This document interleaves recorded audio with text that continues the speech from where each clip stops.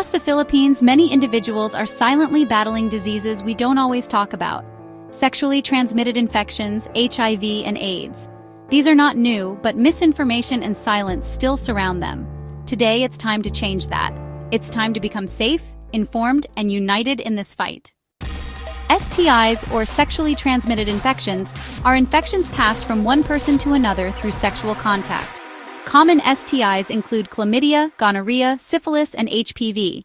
Many people don't show symptoms, but without treatment, these infections can cause serious health issues. STIs can be prevented through safe sex practices, regular testing, limiting sexual partners, and staying educated. There's no shame in protecting your health. Knowledge is protection. HIV, or human immunodeficiency virus, weakens the immune system. If untreated, it can lead to AIDS, the most advanced stage of HIV.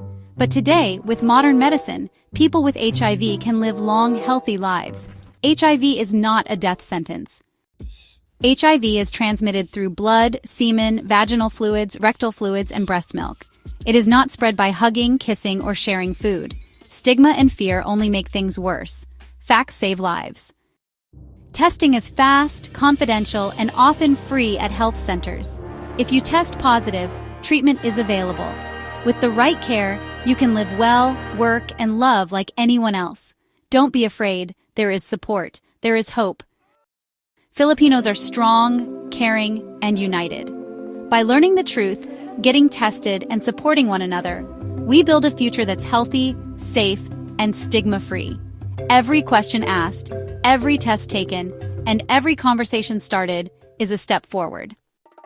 Get informed, get tested, show compassion. Together we fight STIs, HIV, and AIDS. Together we protect the Filipino community.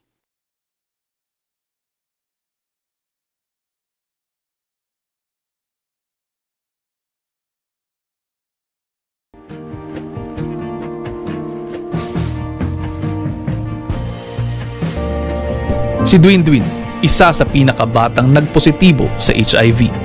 Tulad ni Nanay Elena, isa rin siyang HIV/AIDS awareness advocate, kaya pumayag siyang ipakita namin ang kanyang mukha. 26 na taong gulang na siya ngayon, pero sariwa pa rin sa kanyang alaala ang trahedyang sanhi ng kanyang pagkakasakit. I will take you back in 2007. I was diagnosed at the age of 9 years old. I was one of the youngest kid po na na-diagnose in the year of 2007. So it happened before my celebration of my 9th birthday. I was abducted by 2 guys, so trigger warning. So ayun po, I'm a victim of rape and murder.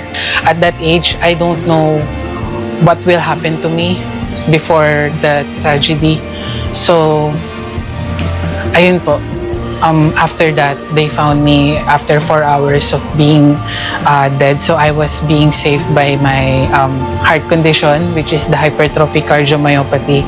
So dahil po sa emotional stress and all, nag-stop yung heartbeat ko. And then, ayun po, nadala ko sa hospital. So they saved me and I survived. Dahil sa nangyari, nagkaroon siya ng tinatawag na post-traumatic stress disorder o PTSD. At matapos ang 5 buwang gamutan para rito, nagpositibo naman siya sa HIV. Noong mga panahong yun, Dwin, na-diagnose ka ng PTSD, tapos nalaman mo na may HIV ka, nangyari pa sa'yo yung nangyari sa'yo noon. Paano mo kinaharap lahat ng yun? So back then, it was really hard. When it comes with HIV, I don't know what HIV really was. Hindi ko siya kilala, hindi ko siya alam. Maski yung family ko at that time, hindi nila masagot yung mga tanong ko na kung sakit lang ba to sa puso, lagnat lang ba.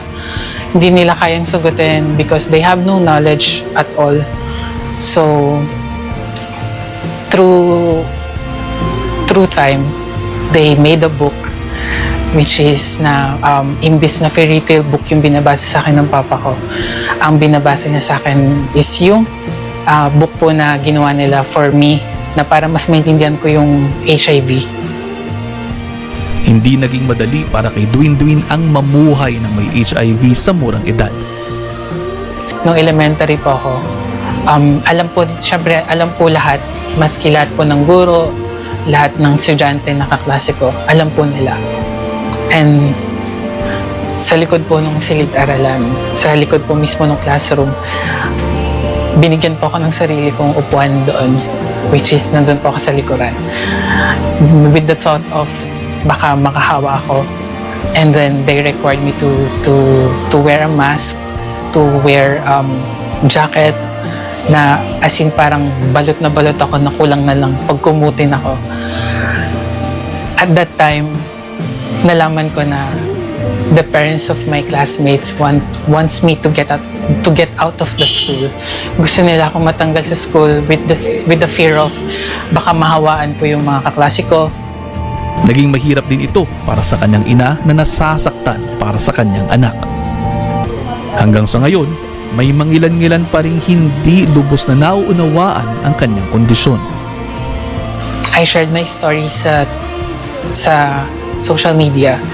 Ang pinakamasakit po doon na na-receive ko is, ang bata-bata mo pa, lumandi ka na. So, ayun po. It is somehow really painful, but somehow it is really strengthens me to really make that person na nagsabi sa akin, to make him an ally. Ito ang nagudyo kay Dwayne na buksan sa publiko ang kanyang kwento para maging inspirasyon sa iba. Nung 17 years old ako, marami akong tanong na hindi ko maintindihan kung anong sagot. Marami akong sagot na nakuha pero hindi ko naintindihan kung ano ba yun. That's why at the age of 17, I decided to open or to read the case. And doon ko po unang beses na sabihin sa parents ko na kung pwede bumisita kami doon sa kulungan kung saan sila nakakulong. And sinabi sa akin ng mama ko na gusto mo ba itong gawin dahil galit ka o gusto mo itong gawin dahil gusto mo ng sagot. Ang sabi ko, gusto ko itong gawin dahil gusto kong malaman kung ano yung storya na meron sila. Nakaharap ni Dwayne ang mga nang-abuso sa kanya. Depresyon pala ang nagtulak sa taong nanghalay sa kanya para gawin ang krimen. Nalaman kasi nitong nahawa siya ng HIV ng kanyang misis na nangaliwa sa kanya. Sumuko ang dalawang akusado at umamin sa krimen. Nakatulan sila ng reklusyon perpetua o hanggang 40 taong pagkakabilanggo.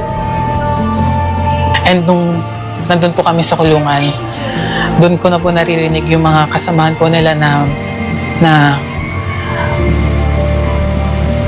they tried to kill themselves. So,